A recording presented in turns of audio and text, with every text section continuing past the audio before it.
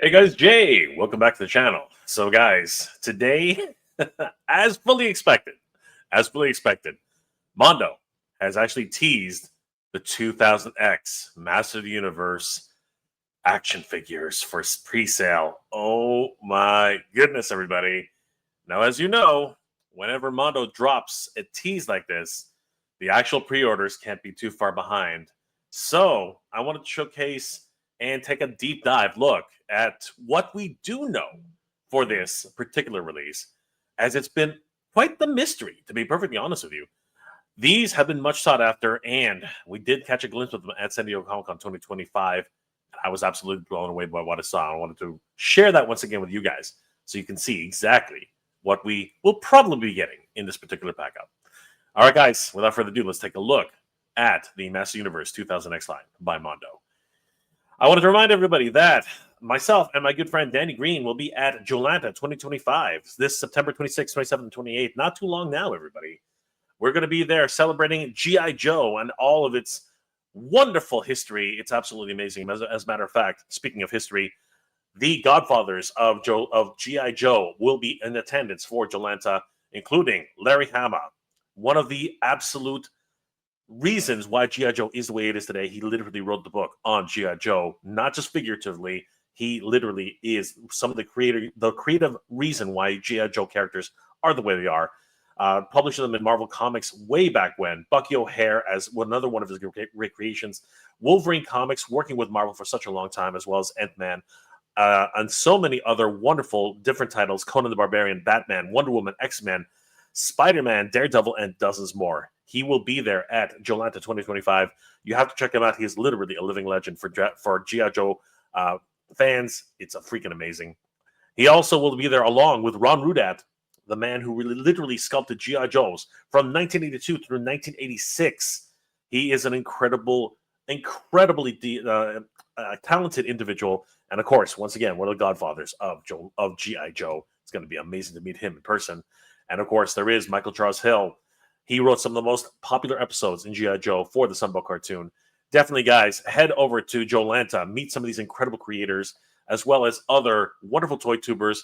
As a matter of fact, myself and Danny Green will be there celebrating El Dragoon and bringing this to you guys, showcasing all the brand new updates for this wonderful property that Danny has created. This IP will be a comic book kickstart very, very soon, and perhaps even a action figure. It follows the adventures of Juan Juanes, a washed-up luchador wrestler who finds out that the darkness in his past is actually linked to an ancient spiritual war. He must return to the ring to try and uncover the secrets of these secret societies and try to save the fate of mankind. It's a wonderful new comic book, guys. We're really excited to be bringing it to you, and we're going to show you all the wonderful new updates from pencils to inks to full color. We are really excited about this. New pinups that are only exclusive to Joelanta 2025, and we have new information about an upcoming apparel that you can purchase from the website to help support the actual Kickstarter that we're going to be doing very soon. And of course, we want to talk about the details for action figures. That's right, guys. We are planning action figures for this line. And huge shout out to Vast Customs, who made this wonderful custom figure for El Dragoon. Guys, please head over to eldragoon.com. Sign up for our mailing list. The site is literally on fire. If you sign up for the mailing list, you can find out all about the upcoming updates for El Dragoon, the latest information, and of course how you can support the Kickstarter. Once it launches, guys, we hope to see you guys there. Please support eldragoon.com. Check us out at Joelanta 2025 and September 26th, 27th, 28th at the Gas South Convention Center, 6400 Sugarloaf Parkway, Duluth, Georgia 30097. Heading over to mondoshop.com. These guys literally dropped a bombshell on all of us. As a matter of fact, on their Instagram page, the tease has finally dropped. Guys, this was that amazing new photo that was posted up on mondoshop.com for the 1/12 scale Masters of the Universe 2000X edition. Oh my gosh, everybody, this is crazy. Oh, we've been waiting such a long time for this. Everything comes to he who waits. And I have waited such a very long time for this moment. Skeletor is very happy. I am very happy This is going to be awesome. The Sword of Power, raised aloft, calling down the power of Grayskull. And of course, the second image is no short of amazing. This is incredible. The Claw has appeared. And of course, that means that Clawful is going to be part of this, what we expect to be a 2-pack release. Very much in the same vein as the Ghostbusters 2-pack that was released earlier last year and has now been starting to reach people's hands. So this is going to be a very exciting time for Mondo and Masters Universe.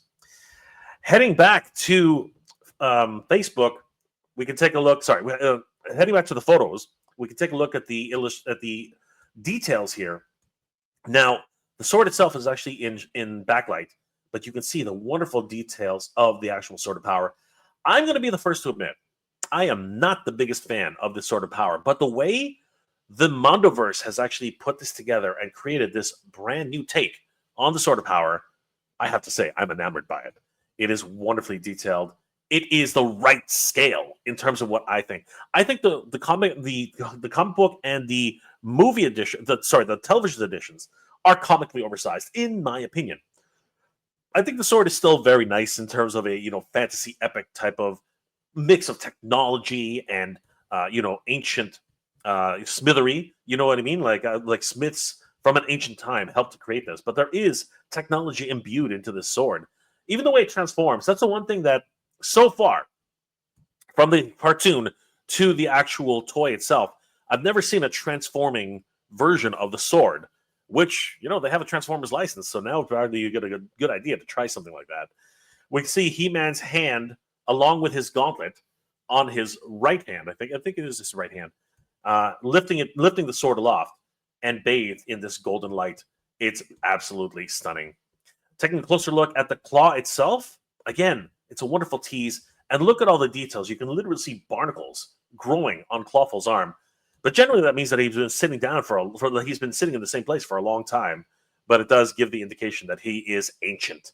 He literally is someone who has been around on Eternia for such a long time as a crustacean. He looks absolutely incredible. But heading over to MondoShop.com, there really is no indication of any pre-order details, any releases. They haven't even put anything on their blog, which is usually the first place that we get some sort of information. The last posting was on June 16th, 2025 for the Real Ghostbusters, Winston, and Sandman releases, of course, which has since passed. But guys, we need to take a little bit of a closer look at what we can expect for the Master Universe 2000X release. So let's take a look at the SDCC display that they had when I was there at San Diego Comic-Con earlier this year. And let's have another deep dive into these wonderful characters. Heading over to San Diego Comic-Con. We're going to flashback, guys. This is going to be awesome. There we are, everybody. And we can see right here, Clawful and He-Man on display at San Diego Comic-Con 2025, as well as Skeletor and Man-at-Arms. Waves 1 and 2 are right here waiting for us, guys. Let's have a look at these incredible figures with their details. As you can see here, Clawful will be available in September 2025, which is literally right here. He-Man will also be available September 2025. Man-at-Arms and Skeletor will be available apparently on November of 2025. They really are pushing out this line. So let's see what we can expect for these two characters for the first wave of releases. Here we can see Skeletor unpainted completely, as well as Duncan. But luckily, the two figures who are going to be put on sale very, very soon are fully painted and ready for display. Let's just fast forward to see a little bit more closer details on Clawful here. Wow. Wow, wow, wow, wow, wow. He looks absolutely stunning. I mean, there he is, Clawful. His face is just absolutely ridiculous. Look at that body. He looks absolutely massive, as he should, because in the cartoon, we do remember just how big this character was. His face is like mean, though. In the cartoon, he was a bit more of a, not so intelligent creature, right? He was a minion of Skeletor, but I think there's a reason why Skeletor chose him as his as one of his henchmen, because he was more muscle than he was brains. I think that really was the case. I love the detail in his arms. I mean, man, look at those. It literally looks like he's got plate armor, an exoskeleton, if you will. Literally a crab mixed with some sort of dinosaur. He really is an ancient creature of ancient mythology. He really is crazy. And I don't know if we can call it armor. It's not like it removes. It does obviously some sort of armor, but it looks like he actually lives in this shell. This shell is actually part of his body. It is absolutely crazy to think. He molts every so often, to gain a bigger shell, right? Maybe even imbuing with more power. Moving down further, we do see that he has this wonderful belt, and it has there's some iconography there. Is that the symbol of Clawful's people? It's going to be an interesting little details that these are created by Mondo, right, for the Mondoverse. His sash is actually very Roman inspired, but he does have what appears to be a lobster's tail for the front part of his sash. That's a neat little addition. I do like that. But once again, look at those legs. Oh my goodness. He looks like he's some sort of prehistoric creature come out of the depths, and he does look absolutely stunning. And that claw, his signature gigantic claw, it looks like a lobster's claw. One of the claws which actually do more of the attacking, the pincing, right? It's not his defending claw, right? His shield claw. It's actually more of his offensive claw, and it is just nightmarish in its overall appearance. It has those bony ridges which look more like teeth, and it is completely it is a articulated. I'm going to call it a jaw, but it is a claw, as we're seeing here. I love the overall sculpt and design. It really does look like he is, again, an ancient being. He does have a smaller claw on his other hand, which is signature to the character, which he uses to grasp on to his signature mace. He has a wristlet, a wristband on his other arm, and it does remind you of the original designs from Master of the Universe. Moving down further, he does have those signature feet, along with they're not really boots; they're more like anklets. And I just love that idea. And the pedestal that they come on is just inspired, literally looking like he's on shore of a distant reef somewhere. And he does come with additional small companions. One of them, of course, is this weird little anglerfish who has these legs. Now, this is actually based off a real aquatic creature. I have seen these in nature videos, and he does have this. I don't know if it's a companion. It's a dude. Is that his former shell? Did he molt? I'm wondering if that's actually his last molt. We're going to find out more about that. I don't remember that specifically in the show, but it is interesting to see that he is actually this I don't know, one of his race, I guess, or one of the other crabmen, the clawmen, if you will, is actually in this green soup. It's crazy. And on the other side, we do see another one of his. This was more of a spider companion. Again, very specific to one of the episodes on Master Universe 2000X. Clawful, available September 2025, Master Universe 2000X. I believe, if I'm not mistaken, we did come around to the back, but I mean, just look at him in all of his glory. Clawful, my goodness. He looks absolutely stunning and just mean and in charge. I do love the color variation from the top of his head to his shoulders. Slowly the gradation from red to this more, I don't know, humanistic. Humanistic is not the flesh tone, I guess, if you will. And then, as I said, his body looks like he's actually living in this armor. It's just glorious. And you do see that almost airbrushing type of technique down on the legs again. It's just beautiful. He really is a formidable foe for He-Man and the Masters Universe. Clawful. He's looking crazy. We did get a glimpse of Skeletor, who we can take a bit of a smaller, closer look at him, but without the colors and without the solicitation, all I can say is he's looking amazing. He really is. We can see that his dual sword, which actually separates to reveal two different halves, has a wonderful new design, almost like one part is grasping a globe. I really like that. Very much in the style of Eva Lynn.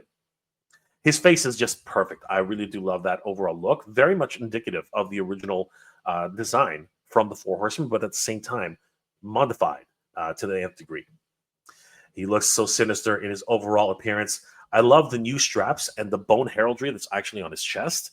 Freaking incredible.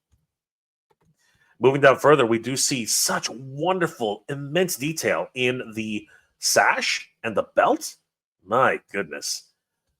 Again, the Mondo sculptors really have been able to take from the rich history of the Four Horsemen and just do their own take on this. I do love the way it looks. He, of course, has wonderful designs on his lower legs for the shin guards, as well as the knee pads, and of course his bare feet. Skeletor is revealed here, along with his pedestal, which I think is very much indicative of Snake Mountain and the the stalagmites that are coming up from the ground. These are really wonderfully inspired details, and I'm absolutely enthralled with the way this looks. Oh my goodness, guys, this is crazy. Moving over to Man-at-Arms. He, of course, also looks incredible. Duncan has never looked better. With his oversized shoulder pauldron, that thing is just massive. His head, of course, with his helmet and side protectors for his ears, looking so good. His face protector, which he actually used in the series multiple times, along with his rebreather, which, of course, if he's actually underwater or if he's being some sort of chemical attack where he can't breathe, it was always a wonderful design from the original character designs for Man-at-Arms. He does have a mechanical arm, which I believe is explained in the series proper. His gauntlet, I've always thought that looks like a Lego piece, and these are always reminding me of Lego for some reason. I'm not really too sure why. I was always wondering if he actually could attach additional armaments onto his shoulder pauldrons. It really would be interesting to see the other shoulder pauldron on the other side, making him look almost Warhammer-like with the Astartes. I was wondering about that. We can see some soft goods here with the furry fleece that actually pads the inner part of his armor. I really like that little detail. And his other arm is mostly sheathed in this protective gear, but he does have this one signature mace of Man-at-Arms, along with the traditional Eternian belt. Pretty much every single character on Eternia seems to be wearing this belt. It's in high fashion, guys. High fashion. I love the plate armor on his abdomen, his abs themselves, and of course his legs. His legs are absolutely stunning. I mean, the man is literally armed to the teeth, both below and above. Taking into some closer details, I love the sculpting work here done by Mondo. It's absolutely gorgeous. Coming further down, we can see the size of that mace, which, of course, as in many ways, it's just comically oversized, but it works so well with Man-at-Arms. And the designs by the Four Horsemen were just stunning. His lower legs as well, if you were taking a closer look at his furry loincloth, but there we are. We can see that signature to Man-at-Arms, he has a single shin guard with that huge knee pad, as well as the more protective boot on one side. But for whatever reason, I don't know if it's for mobility or maybe they just ran out of armor, but he's always been used to it. His other arm is a bit more bare than his more fully armored left leg. And then we come down to it, everybody. Here is the most powerful man in the universe, He-Man. And he looks absolutely stunning. Let's just take a quick look here. He does have that shield, which, again, it seems to be imbued with some sort of technology. I've always wondered about that from the series. Why? I don't know if they ever even really explained it. But the Eternians really are embracing the idea of magic and technology at the same time. His base is very much Grayskull inspired. We can actually see some Grayskull heraldry in the background there, along with the vine work and even some of the green moss that covers Grayskull entirely. We also got to remember that Grayskull in the cartoon for 2000X is not entirely gray. It's not entirely green. It actually is different shades of different colors of stone. He has those furry boots as always, along with their straps.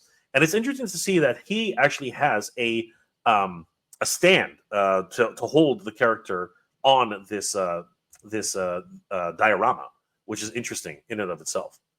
Moving up further, we do see that He-Man's incredible physique really shines out. I love the leg and the sculpture of the overall design of He-Man, really bringing it up to 2025. The furry loincloth is always signature to He-Man. It's so indicative of the character. But he also has these interesting details which the Four Horsemen added. This is a Scottish pouch, as I understand it, which honestly, if you watch the series, you kind of forget that it's there. But it always has been there, and he can carry little attachments and armaments. In the original Filmation series, he would just reach under his belt and he would pull out, a grappling hook, or he would pull out, some sort of like device, which always seemed a little bit neat. That's actually what the belt is. It's this magical shrinking device or something. But I really do appreciate the fact that they have now pouches and satchels that He-Man can actually use. He also has another side pouch on the other side of his loincloth. The belt is much more unique to He-Man, of course, with the grayscale heraldry. The cross. It's no longer a cross proper, an iron cross, as it has had strange, connotations in history. This one was more of a starburst pattern, but you could still call it a cross in its in some regard. Really harkening back to the heraldry of Grayskull, the first He-Man, which is amazing. Moving up further, we do see his other cross on his straps, but we do see the gauntlet, the actual wrist guard, which we saw in the black and white photo. Well, not sorry, the teaser photo as well. And we can even see just a hint of it, the axe handle for his power axe. Absolutely stunning. Moving up further, we do see the most powerful man in the universe holding aloft his sword of power. And there we see him for the first time. There he is in his Mondified glory. He looks absolutely stunning. I do love the strap work. He outdone themselves this time. And I am incredibly impressed at the way everything has been put together. The colors, the details. Very indicative of the Four Horsemen design, but again, very uniquely Mondo at the same time. We can even catch a glimpse of the power axe, which is completely comically oversized. But I do love the little details that they've added, including the original Iron Cross right in the center of the axe itself. Moving up further, He-Man seems to be looking towards the heavens as he holds his sword aloft. And I love the articulation here that's really being displayed. The fact that his head can literally careen upwards, looking towards the sky. I love of course, He-Man matted hair. It's just windswept in its overall appearance. This is a paint master, but there's still time to actually get more details and maybe a slight wash on everything. But so far, he looks absolutely incredible. And then there is the Sword of Power, fully revealed, very different in appearance now than its backlit glory here. And again, as I said, I am quite enamored at its overall scale and the design, which was put forward by the Four Horsemen. It's no longer comically oversized on the actual blade itself, because the blade in the animation just was all over the place. It was like 2 times the size of this, 10 times the size of this, depending on the episode. But here, it really does look more like an actual usable sword, in my opinion. I'm just saying. He-Man is absolutely stunning, and we will be able to purchase him, pre-order him in the coming days, and I'm really excited about what we can expect for this particular figure. Let's take a quick look and see if we can see some of the back features. Here we're able to see Man-at-Arms back and the armor set. It's amazing to see all of this wonderful detail. Now, on occasion, we would see the back design in the cartoon, which is wonderfully realized here in action figure form, and I really am grateful to the Four Horsemen and, of course, Mondo for making these wonderful designs. But we do have to recognize that the Four Horsemen did it first and really set the stage for 2000X and how we perceive Master Universe going forward. Here we have the base of Man-at-Arms, and it looks more like he's on an Eternian, the Eternian wilderness. Sorry, the Eternian wilderness, and it looks like there are bones of ancient creatures strewn everywhere. Eternia, of course, is a land of savagery mixed with technology and magic. So it is just a fantasy epic, and I love the little details on the back of his calves. Just absolutely stunning. Taking a look at He-Man, and the diorama piece that it comes with is so wonderfully inspired. It has shades of, as I said, Grayskull, but at the same time, ancient ruins. We have a little bit of grass here growing, some moss-filled, I guess, undergrowth, and of course these wonderful heraldry pieces. This, of course, has Grayskull's heraldry right in the front, whereas we have these other rocks just strewn everywhere. And as we move up towards He-Man, we can see, woohoo! What a derriere, guys! Everybody loves that tight buns, those tight buns. And there we see it, the great battle axe of He-Man himself. Again, a mixture of technology and smithery. It's just crazy. What smiths created this and imbued it with technological, magical powers? I guess we'll never know. It is the ancients of technology, the ancients of Eternia. Sorry, by the ancients, and it is wonderfully inspired. I do love the fact that they did include the original Iron Cross, very subdued, very subtle, but it just literally sits there, reminding us of the heraldry of He-Man and He-Man past. The hilt itself is wonderfully adorned. It has highlights of aqua, very shiny pieces, and of course the grip and staff itself, freaking incredible. I've always loved the battle axe with He-Man, one of his true signature pieces. I forgot to mention that there is actually a space for his sword of power right here, and I love the fact that they've thought of everything with these particular straps. And there we see it again, the sword of power.